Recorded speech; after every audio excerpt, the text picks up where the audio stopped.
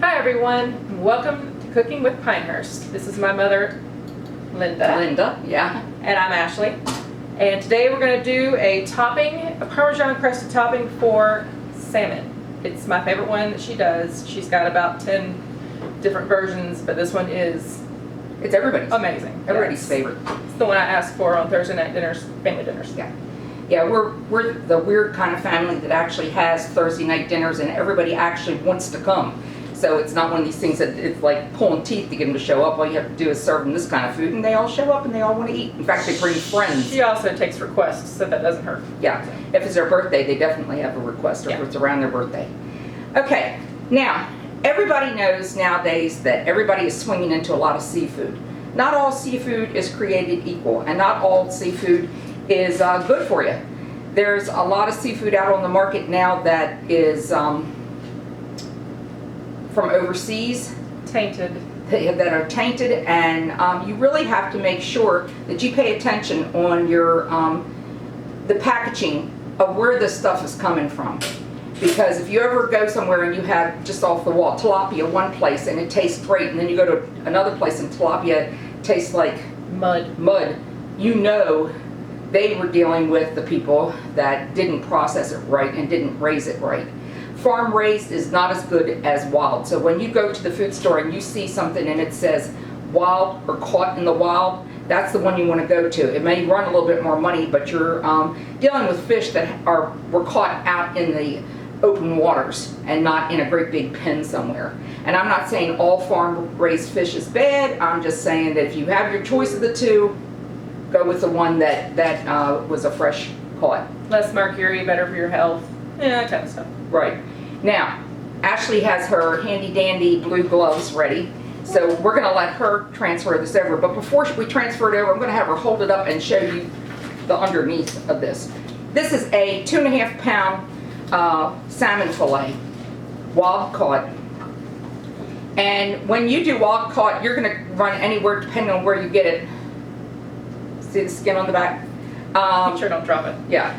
Even though it's filleted, it'll have a skin. Don't let that scare you. The skin is not that bad because once you cook it, the meat comes right off the skin. Mm-hmm. So you don't have to worry about it. Sometimes people see skin and they freak out about that. It's like the bananas that we were talking about. When they see a dark banana, they think it's no good. They see a fish and they get freaked out because they're not used to seeing it. Believe it or not, fish have skin.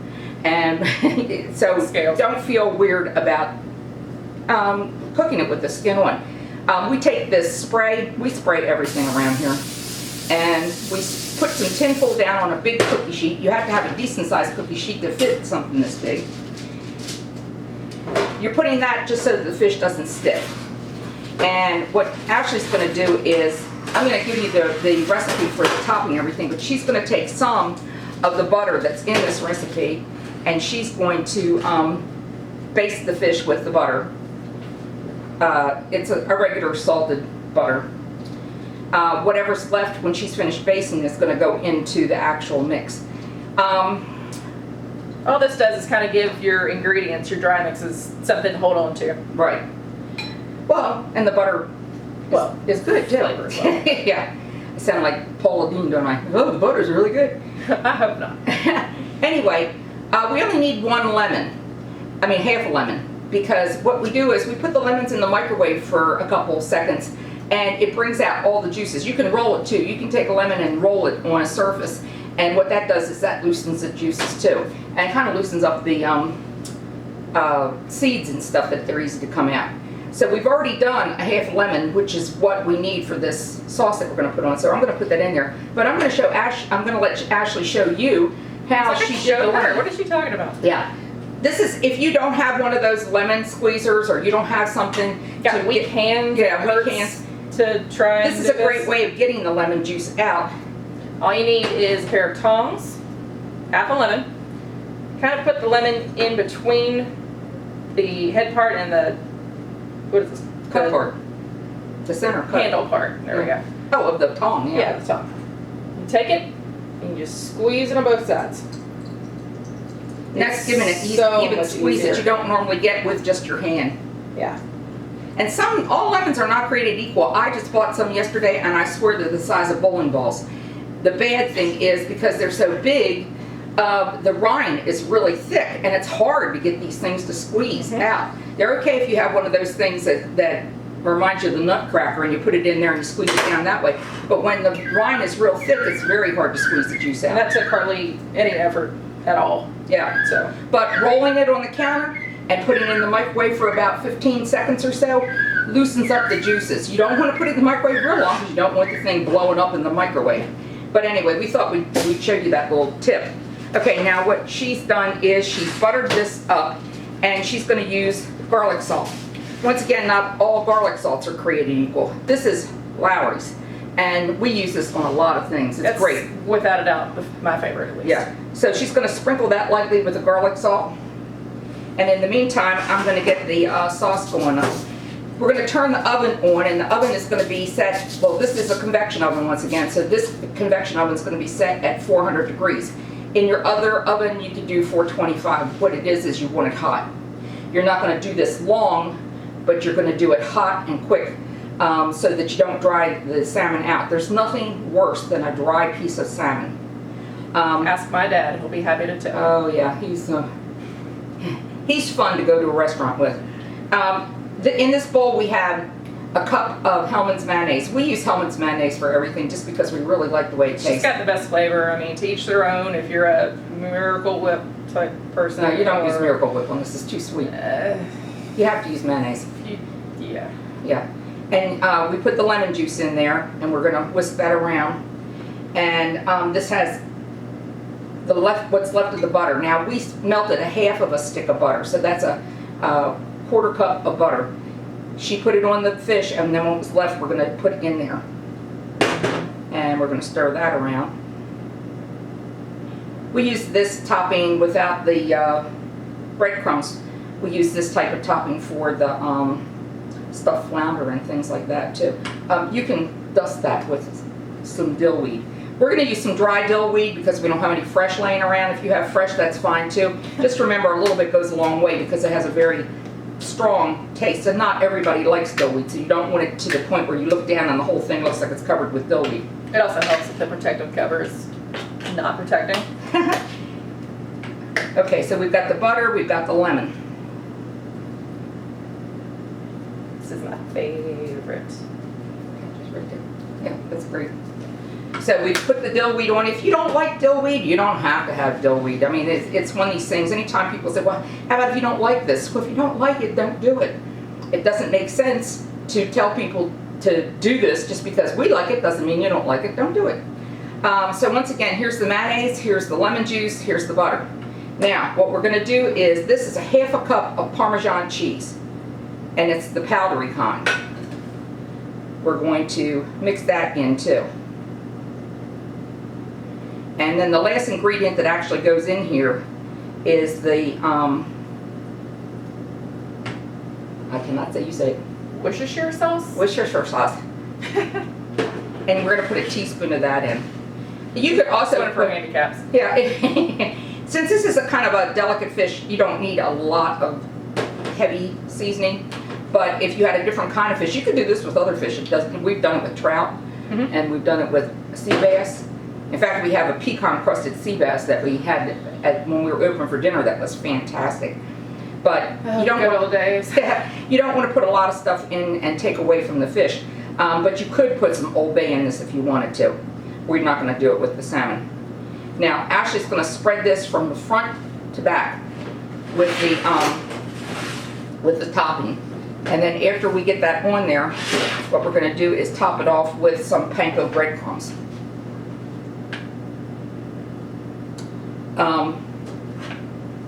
The panko breadcrumbs, the reason we're putting that on there, it gives it kind of a crunchy topping. When we did the sea bass with the pecans is what made the crunchy topping, and that was fantastic too. It's just that if anybody likes sea bass and anybody has gone to a restaurant and ordered sea bass lately, it costs you half your paycheck nowadays because if you're getting the real stuff, the Chilean sea bass, it's super expensive.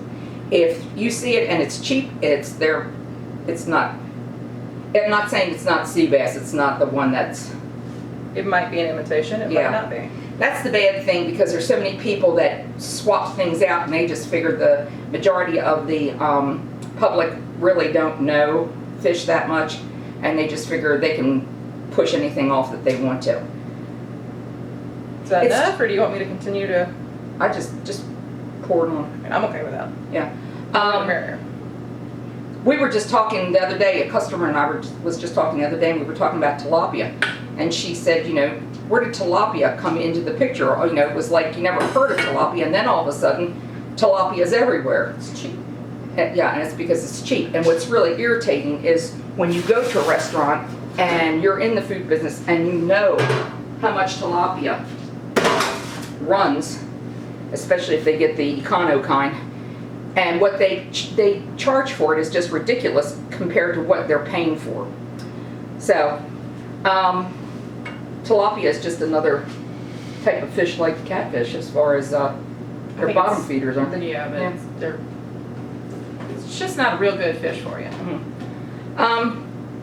This is the panko breadcrumbs. Now, some people may not know what panko breadcrumbs are and what's the difference between panko and regular breadcrumbs. This is the Japanese version of breadcrumbs. They're a light, fluffy kind of breadcrumb that isn't heavy. It's I don't know whether you can tell it or not, but it's a coarser kind of breadcrumb. And so it's not going to weight things down the way that a regular breadcrumb would. And It's got a lovely little crunch to it. yeah, we're saying a cup, but you really don't have to have a cup. Half a cup's probably fine. It just depends on the size of the fish, because this is actually pretty small. This one we only use like not even a half a cup. Compared to what we normally have for Yeah. the Thursday night family dinners. Yeah, it's- we go up to a place called Restaurant Depot, and when you get their salmon, you have to carry it with both hands. It's so huge, and you're lucky to get it into a big full-size pan and get it in the oven. So this is small compared to what it usually is. But I would say panko breadcrumbs, even though it says a cup, I think a half a cup would be probably more than enough. And like I said, we're going to have the oven heated. It's going to be at 400 to 425 degrees, depending on what kind of oven you have. And we're not going to leave it in there real long. As soon as all this stuff starts browning off really nice, it's out. And because it's at a high degree, it's not going to take long for this to cook. So this is something that is showy, tastes great. People are going to think that you're a gourmet chef, but it doesn't take long at all, maybe 15 minutes. And we'll come back when we have this out of the oven. Okay, now we're back. And this is what the salmon looks like. It's really good. Another thing that you can put into this recipe if you want to, if you like mustard, use a Dijon mustard, about Not a lot. quarter, just a little bit. not even a quarter of a cup, two big tablespoons, Yeah. and mix it in with it, and it gives it a completely different taste than this. But the mustard brings out the fish flavor too. Some people don't even think about mustard on fish. They think of tartar sauce and cocktail sauce and I was things a little like that. apprehensive when she first asked me to Yeah. help her do it, and then it just gives a little bit of a tang taste to it, which is it's really good. I enjoy it. People sometimes watch some of the stuff I throw into things with their mouth hanging open because they go, oh my God, is that, you really putting that in with that? And then when they taste it, they really like it. How about the cabbage? The cabbage. Tell her about the cabbage. Tell her. Tell her. That lady out there. Tell her about the cabbage. Cabbage. If it's not coleslaw, I don't really have any interest in it. And a few of my friends are the same way. And she made a cream cabbage Oktoberfest. for Oktoberfest years ago. And my friend and I were extremely apprehensive. And it turned out to be probably his favorite thing that she makes. He And took it's- carry out some. Yeah. he did. And We Yeah, did it that it's- way with Brussels sprouts too. yeah. Yeah, it's really, really good. We'll have to do that one day, show them how to do that, because anybody who likes cabbage or kind of likes cabbage will love this. I didn't say I like cabbage, but apparently I do. So. Yeah, and when your family requests it for Thanksgiving or requests it for Christmas, or like Brussels sprouts, they've turned into Brussels sprouts freaks almost, and we have it for everything you can think of, you know. We just do it different ways each time. We're going to take a lemon, cut off the end, cut some thin slices. You don't want it real thick because you want it to be able to twist. And we're going to do lemon twist. Once this thing, if you wanted to serve this as a cold fish, you could, but you would put some greenery around it. You couldn't put greenery around it right now as far as like kale or lettuce leaves or It's too hot. spring mix. Yeah, it would wilt everything. But you could serve this as a cold fish. And that's when you might want to make a tartar sauce up and put it next to it, or a caper sauce. You're going to take a thin lemon slice, and you take the knife and you cut it to what we call the belly button, where it's the whole of the lemon.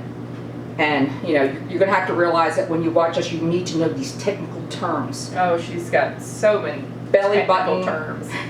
hoochie wops, thingamajigs. But everybody that works here knows what I'm talking about too, don't we? Everybody learns the form of Ebonics, I guess, that she comes up with, cooking Ebonics. Yeah, one girl said she knew that she was eligible to get any job she wanted because she knew what a hoochie bop and a thingamajig was. Yeah. And the funny thing is she goes right to it. She Yeah. knows exactly what I'm talking about. So, this is probably why they didn't ask me to work at Cordon Bleu. Anyway, you take this and then you twist it like that.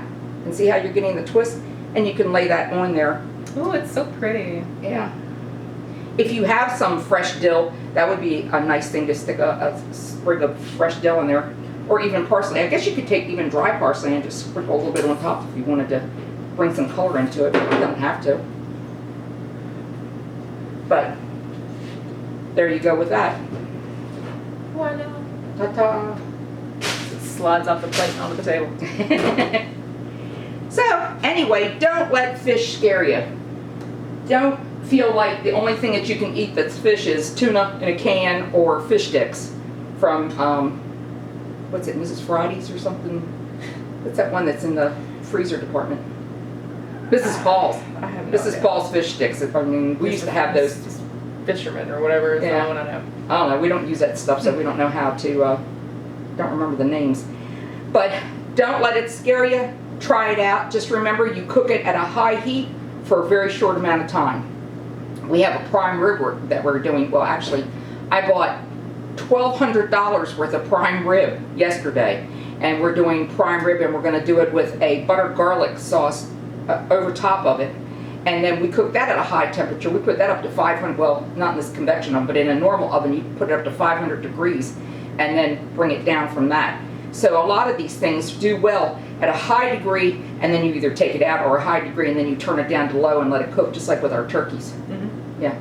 So, once again, we'd like to thank you for checking in with us at Cooking with Pinehurst. If you like what you see, Hit the like button. hit the like button. Subscribe if you want to see the next video. Yeah, we're going to try to keep it going every week so that we got a fresh video on there weekly. And sometimes some weeks are not as easy as other weeks to do. But just let us know what you think.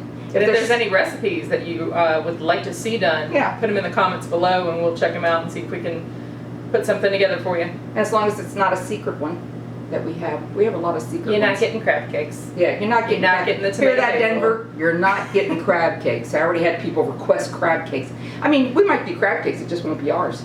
Well, We'll do a good one. Yeah, we'll do a good crab cake, it just won't be ours. We're originally from Baltimore, and people from Maryland know how to do crab cakes. And they know what's good and they know what's bad. So, see y'all later. Thanks.